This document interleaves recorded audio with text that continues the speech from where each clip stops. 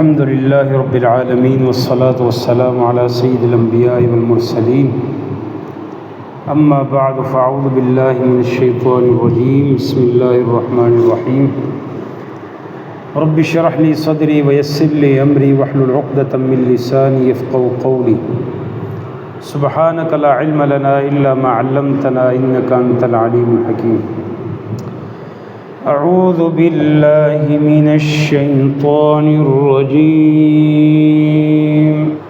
بسم اللہ الرحمن الرحیم قل من كان عدوا لجبريل فإنه نزله على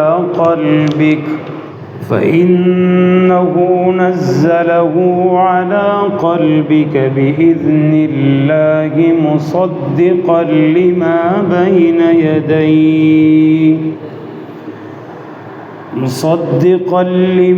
بين يديه وهدى وبشرى للمؤمنين قل کہہ دیجئے من کانا جو کوئی ہے عدوً دشمن لجبریل جبریل کا۔ جبریل کون ہے؟ فإنہ پس بے شک اس نے نزلہ اتارا ہے اس کو، کس کو؟ اس قرآن مجید کو، علی قلبک آپ کے قلب اطہر پر، آپ کی سینے پر، آپ کے دل پر، بإذن اللہ اللہ کے حکم سے، مصدقاً وہ قرآن تصدیق کرنے والا ہے، لما اس کی، بین یدیہ جو اس سے پہلے گزر چکے ہیں، وہدن وہ ہدایت ہے، کیا ہدایت ہے؟ قرآن، وبشرا اور خوشخبری ہے، کس کے لیے؟ للمؤمنین مومنین کے لیے۔ قل کہہ دیجئے من کانا جو کوئی ہے عدوً دشمن لجبریل جبریل کا، فإنہ پس بے شک اس جبریل نے نزلہ اتارا ہے اس کو، کس کو؟ قرآن کو، علی قلبک آپ کی قلب اطہر پر، بإذن اللہ اللہ کے حکم سے، مصدقاً وہ تصدیق کرنے والا ہے، لما اس کی، بین یدیہ جو اس سے پہلے گزر چکے ہیں، وہدن اور وہ ہدایت ہے، وبشرا اور خوشخبری ہے، للمؤمنین مومنین کے لیے۔ تو پیچھے گزر چکا ہے یہودیوں کے حال احوال کا ذکر ہو رہا ہے، تو یہاں ان کی اس کے بات کا ذکر ہوگا کہ یہ زبان سے ایک بات کر کے بعد میں اسے خود ہی مکر جاتے ہیں۔ تو یہاں جو لفظ ہے جبریل، یہ بھی کہتے ہیں کہ جو غیر عربی لفظ ہے، جبر اور ایل سے مرکب ہے، جس کا معنی قوت خدا۔ تو جبریل ایک عظیم فرشتہ ہے جو انبیاء علیہ السلام تک وحی پہنچانے کا کام سر انجام دیتا ہے۔ تو اس کی شان نزول میں جو نا وہ روایت بیان کرتے ہیں مفسرین کہ ابن عباس رضی اللہ تعالیٰ عنہ بیان کرتے ہیں کہ جب نبی علیہ السلام مدینہ تشریف لائے تو ابن سوریہ جو نا وہ یہودی، فدق کے کچھ یہودیوں کے ہمراہ آپ کی خدمت میں حاضر ہوا اور اس نے کچھ سوالات کیے۔ پہلا سوال اس نے کیا ابن سوریانی کہ یا محمد صلی اللہ علیہ وسلم، اے نبی کریم صلی اللہ علیہ وسلم، آپ کو نیند کس طرح آتی ہے؟ اچھا، تو نبی علیہ السلام نے فرمایا کہ میری آنکھ سو جاتی ہے لیکن دل بیدار رہتا ہے، یعنی آنکھ سوتی ہے لیکن میرا دل بیدار ہوتا ہے، دل سے میں جاگ رہا ہوتا ہوں۔ اسی لیے نبی علیہ السلام اگر سو بھی جاؤ اٹھ کے وضو نہیں کرتے، ایسے ہی نماز پڑھتے تھے، کیونکہ دل آپ کا بیدار ہوتا ہے۔ دوسرا اس نے کہا کہ بے شک آپ نے سچ کہا۔ اچھا جی، اگلا سوال یہ کیا کہ یہ بتائیں کہ بچہ مرد سے ہوتا ہے یا عورت سے؟ بچہ جو ہوتا ہے وہ مرد سے ہوتا ہے یا عورت سے؟ تو نبی علیہ السلام نے فرمایا کہ ہڈی، اعصاب، رگیں یہ مرد کی طرف سے، اور گوشت، خون، ناخن اور بال عورت کی طرف سے ہوتے ہیں۔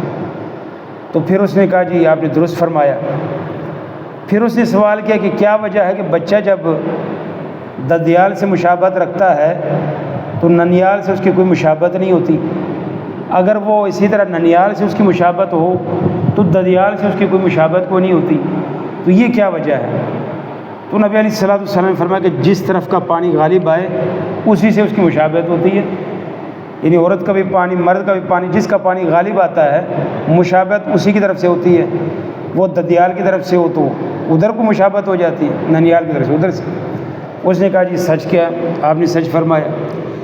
پھر اس نے کہا کہ اپنے رب کے بارے میں آپ کا کیا عقیدہ ہے، اللہ سبحانہ و تعالیٰ کے بارے میں، کیونکہ عیسائیوں کا عقیدہ ہے ثالث ثلاثہ اور یہودیوں کا عقیدہ ہے عزیر ابن اللہ۔ تو نبی علیہ الصلوۃ والسلام نے سورۃ اخلاص کی تلاوت فرمائی، قل هو اللہ احد اللہ الصمد لم یلد ولم یولد، یہ میرا عقیدہ ہے۔ تو یہودی نے کہا اب صرف ایک خصلت باقی رہ گئی، یعنی باقی آپ نے سارے صحیح جواب دیے، تو اگر آپ نے یہ سوال اس کا جواب بھی صحیح دیا تو ہم آپ کی اتباع کریں گے۔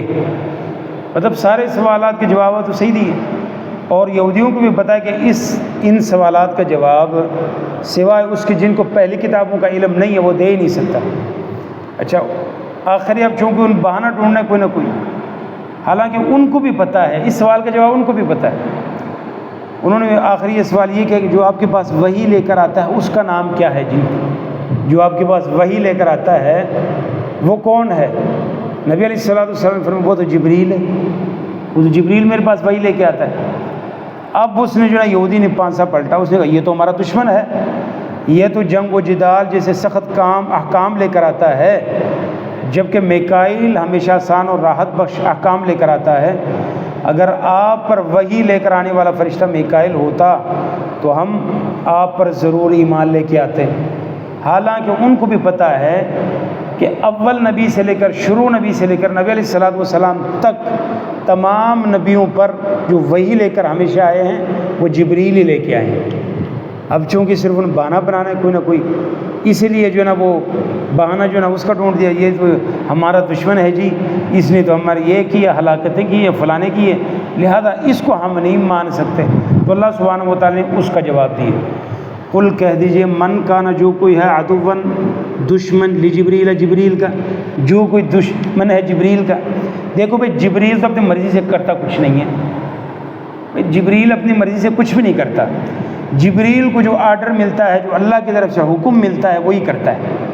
تو گویا کہ جبریل سے دشمنی اللہ سے دشمنی ہے، کیونکہ اللہ سبحانہ و تعالیٰ کی وہ حکم پہ عمل کرتا ہے، جبریل کی تو اپنی مرضی کچھ بھی نہیں ہے۔ فَإِنَّهُ پس بے شک وہ جبریل نزلہ اتارا ہے اس نے علی قلبک، آپ کی قلب اطہر پر، جو وحی کی لے کر آتا ہے۔ کیوں لے کر آتا ہے؟ بِإِذْنِ اللہ، اللہ کے حکم سے لے کے آتا ہے، اپنی مرضی سے لے کے نہیں آتا۔ اور اگر وہ اپنی مرضی سے لے کے آتا یا یہ نبی کریم صلی اللہ علیہ وسلم اپنی مرضی سے لے کے آتے تو مصدقاً تصدیق نہ ہوتی، کوئی نہ کوئی اختلاف ہوتا، پہلی کتاب میں پچھلی کتاب میں، اس میں کوئی نہ کوئی اختلاف ہوتا، یہ تو تصدیق کرتے ہیں مصدقاً، حالانکہ وہ تصدیق کرنے والا ہے۔ پہلے بھی وہی جبریل، موسیٰ علیہ السلام پر بھی وہی جبریل لے کے آتے تھے، نبی کریم صلی اللہ علیہ وسلم پر بھی جبریل۔ تو یہ یہودی جھوٹے ہیں، اور یہ صرف جو ہے نا وہ اپنے جو ہے نا وہ بے شمار اس طرح سوالات کرتے رہے، تو ہر بار جب سوالات ان کو جوابات صحیح ملیں، اور مشرکین کو بھی یہی سوالات سکھاتے تھے، ان کو سوال کرو، آگے جیسے آئے گا ذوالقرنین کون تھا، روح کیا چیز ہے، اور اصحاب کہف کے بارے میں، کیونکہ پہلی کتاب ان کا ذکر ہے نا، اب ان کو کیا پتہ، وہ سوال کرتے گئے، جواب اللہ سبحانہ و تعالیٰ دیتے گئے، لیکن مانا پھر بھی نہیں۔ مصدقاً وہ تصدیق کرنے والا ہے لما اس کے بین یدیہ، جو اس سے پہلے گزر چکے ہیں، قرآن کریم سے پہلے۔ صرف تصدیق نہیں کرتا، وہدن یہ ہدایت بھی ہے، وبشریٰ یہ خوشخبری بھی ہے، ہدایت بھی ہے۔ کس کے لیے بھائی؟ للمؤمنین، صرف مومنین کے لیے۔ لوگوں یہ صرف ترجمہ پڑھنے کا مقصد، اس کا مقصد صرف یہ نہیں کہ ہمیں سمجھ آ جائے۔ دیکھو خالی سمجھنا ہوتا کہ اگر جیسے ہم کوئی آدمی کہتے ہیں کہ بھائی اگر سب کو ترجمہ آ جائے، قرآن کی سمجھ آ جائے تو سب باعمل بن جائیں، سب ایمان لے کے آئیں، ایسا نہیں ہوتا۔ بھائی عربوں کو تو ساری آتی، مشرکین تو ان میں بھی تھے، ابو جہل کو تو سب سے زیادہ سمجھتی، اسی طرح دیگر تھے، سب یہودیوں کو سب سے زیادہ سمجھتی، عربی سارے سمجھتے تھے۔ تو ہدایت کے لیے، خوشخبری کے لیے ایک تو تقوی ایمان ہے، دل کی صفائی ہے۔ تو تو اسی لیے جس کا دل صاحب ایک چٹان پڑے ماشاءاللہ سارے ماشاءاللہ نہیں آپ کو سمجھ آتی، لیکن آپ کا ایمان ہے، آپ مانتے ہیں. اور کتنے ایسے ہیں جو عربی میں فصاحت و بلاغت میں آگے پہنچ گئے لیکن وہ جا کے جو الہاد کے شکار ہو گئے. اس کے لیے خالی صرف عربی اس کو سمجھنا یا خالی اس کا ترجمہ سمجھنا یہ چیز کوئی لازمی نہیں ہے. اصل چیز کیا ہے؟ دل کی پاکی ہے، قرآن کے ساتھ آپ کا تعلق ہے اور اللہ کے ساتھ تعلق جو ہے نا وہ مضبوط ہونا چاہیے. تو جب پھر قرآن کیا کرتا ہے؟ اپنا اثر دکھاتا ہے، مردہ دلوں کو پھر زندگی جو ہے نا وہ بخشتا ہے. یعلم ان اللہ یحیی الارض بعد موتها. تو اللہ سبحانہ و تعالیٰ اس قرآن مجید کو ہمارے دلوں کی احیاء کا سبب بنائے اور قرآن و سنت کے مطابق ہمیں زندگی بسر کرنے کی توفیق عطا فرمائے. سبحانک اللہم و بحمدک اشہد ان لا الہ الا انت استغفرک و اتوب الیک.